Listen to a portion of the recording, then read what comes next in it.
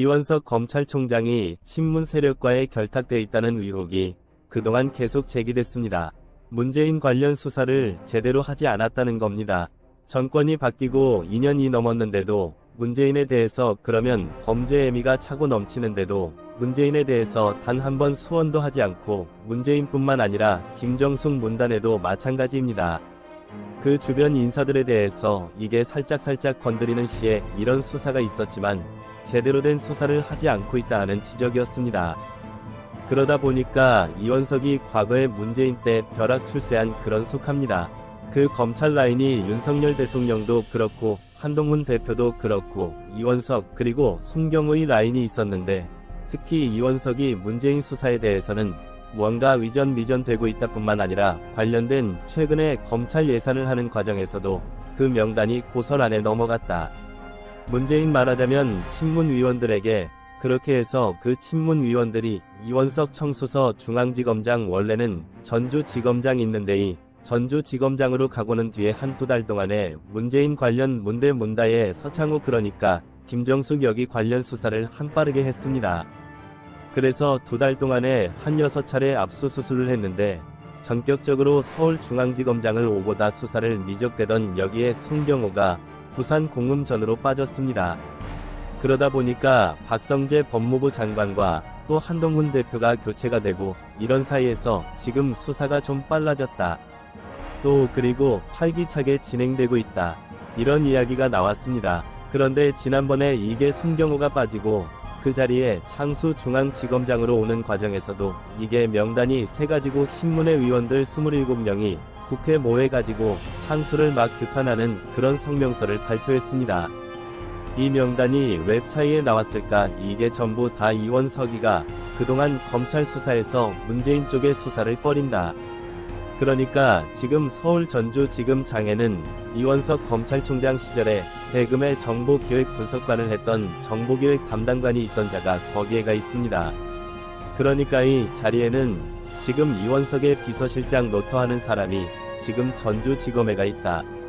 전주지검은 기본적으로 뭘 하느냐, 여기서는 박영진 지금 지검장인데 여기서는 문재인 수사하는데 그런데 지금 들리는 바에 있다라면 박영진의 이원석 검찰총장이 9월 15일에 임기가 끝나는데 9월 15일 이전 되는 부르지도 서환하지도 말아라 이런 이야기를 했다고 지난번에 검찰 소수의 빠른 서정국 변호사가 전하게 됐습니다. 그리고 이번에 이원석 검찰총장은 김건희 예사고 관련해 그래서 이창수 지검장이 그동안 수사 시집보내 했는데 수사를 정광습관스럼 해갖고 제3회 장소를 하니까 그거를 국민들이 사과를 하고 제대로 수사하지 않았다는 겁니다. 그런데 이 의원은 기본적으로 여기에 김건희 여사의 주가 조작 사건과 관련해서는 그게 위가 배제되어 있습니다. 그러니까 과거에 윤석열 검찰총장 때 부인이라고 해서 그 당시에 추미애가 총장의 보고도 하지 말고 또 총장은 지휘도 하지 말고 그래서 지휘권이 박탈되는 사건입니다. 그래서 이원석은 여기에 대해서 보고를 받을 자격이 없는데 그런데 자신에게 보고를 하지 않았다. 그리고 그 다음에 듀백 관련해서 여기도 보고를 하지 않았다. 이렇게 해가지고 감찰한다. 이렇게 하면서 지금 안혜선의 분이 일으켰던 그런 당사자입니다. 물론 지금은 본인이 꼬리를 좀 내리고 있는 그런 상황입니다. 어쨌든 지금이 종합적으로 보니까 이원석이 저쪽에 문재인 쪽에 지금 줄을 대고 있다. 이런 이야기가 나왔고 그동안 문재인이가 지금 원석이가 지난번에 건국전쟁이라는 영화는 안 보더니 그러니까 서울의 봄이라는 영화는 검찰 간부를 데리고 가지고 연관을 타야 그리고 거기에 서울대학교 정치학과 출신인데 MBC 민노총의 산하에 언론 노조 있던 이용마 기자가 있습니다. 의로로 돌아가셨는데 이 사람하고 아주 절친이 있다. 그리고 그쪽에 또 다른 원 당협위원장 민주당에 거기도 절친이 있다. 이런 소리가 들리고 있습니다. 그러니까 이 사람은 정치하려고 이런 거 하는 거 아닌가 이렇게 해서 지금 이원석 검찰총장과 그리고 신문 세력 간의 게이트가 있다 하는 이야기가 나오는데 오늘 윤상현 노인이 여기에 대해서 이에 대해서 해명을 하라 요구했습니다. 해명 유력한 정치인이 지금 원석에 대해서 더불어 민주당 국회의원에게 검찰 인사 이동 사안이 여기 걸어갔는데 여기에 대해서 이원석 검찰총장이 해명하라 이렇게 말했습니다. 그리고 김명수에게 만에 고발된 지 3년 5개월 만에 지금 소환하고 있까 자기가 썩 빠질 무렵 되니까 지금 뭔가 하는 척하고 도망가려고 한 것 아닐까. 이것뿐만 아니라 지금이 친문 관련해서 문재인 정권 관련해서 비례에 대해서 원석이가 거의 아무것도 하지 않았다는 지적들입니다. 그러다 보니까 이원석은 그야말로 문재인 쪽이 앞장서서 방패막이를 했다는 비판이 있습니다. 오늘 영상의 노회은 이렇게 말했습니다. 서울중앙지검은 저번에 김명수 전 대법원장을 피고발인 신문으로 조사 위수 통보를 했는데 그가 고발된 지 3년 5개월 만이다.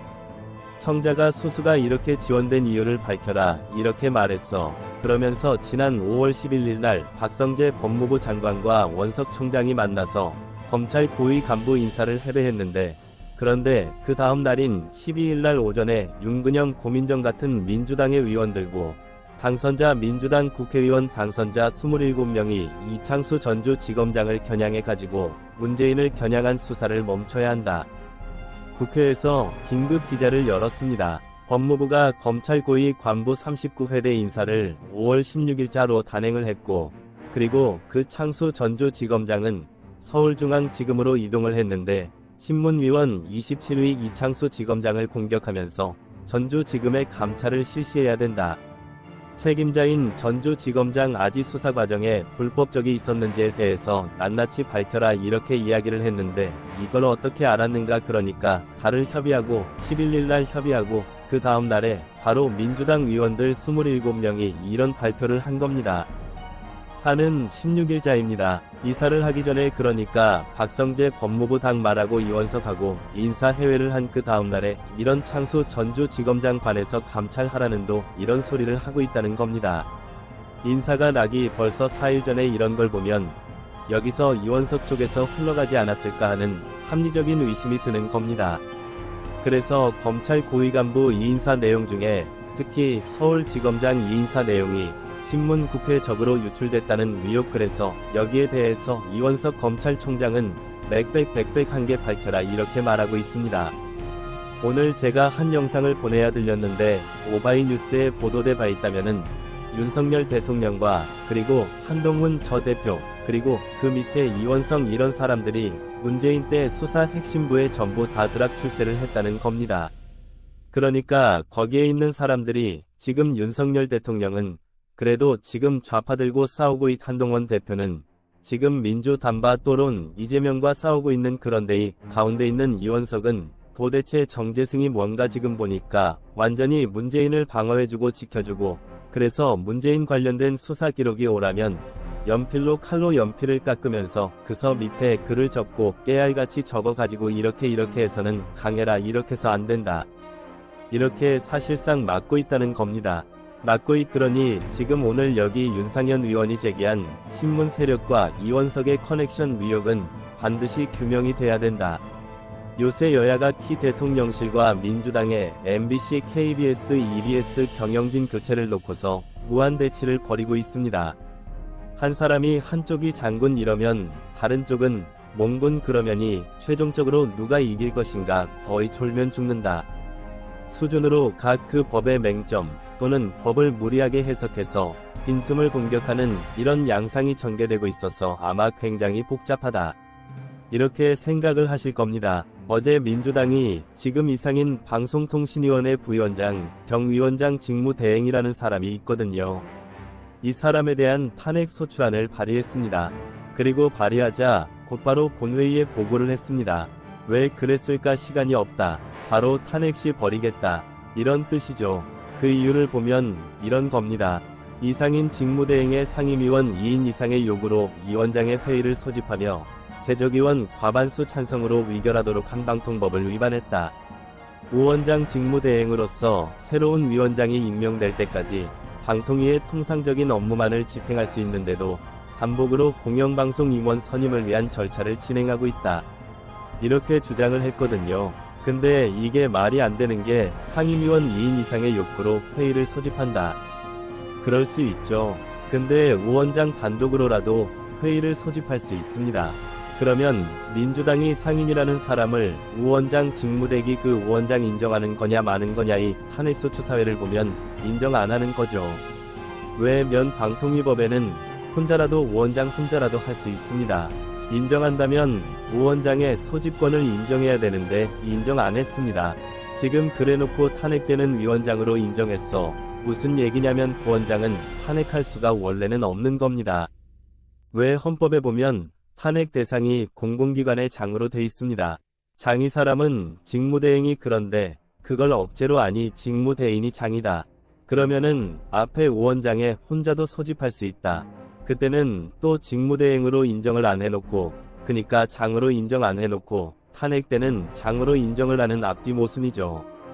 더군다나 과방위 간사인 김미연 의원이 얼마 전에 보면 부위원장도 탄핵 대상이다 하는 법안을 발의한 적이 있습니다. 그 얘기는 현행법으로는 부위원장이 탄핵 대상이 아니다. 이 얘기잖아요. 그래놓고 이번에는 부위원장도 탄핵 대상이다. 도대체 어제 다르고 오늘 다르고 또 내일은 어떻게 달라질까? 이런 부분에 대한 국민적 시선 이런 걸 아랑곳하지 않고 그대로 밀어붙이고 왜 그러냐 왜 이러냐 이거는 진숙 방송통신위원장 후보자에 대한 청문회가 원래는 끝나야 됩니다. 그것도 말이 안 되죠. 장관 후보자 청문회는 하루입니다. 총리는 이틀 그런데 이진숙 후보자는 이틀을 해서 하루를 더 연장하겠다고 합니다.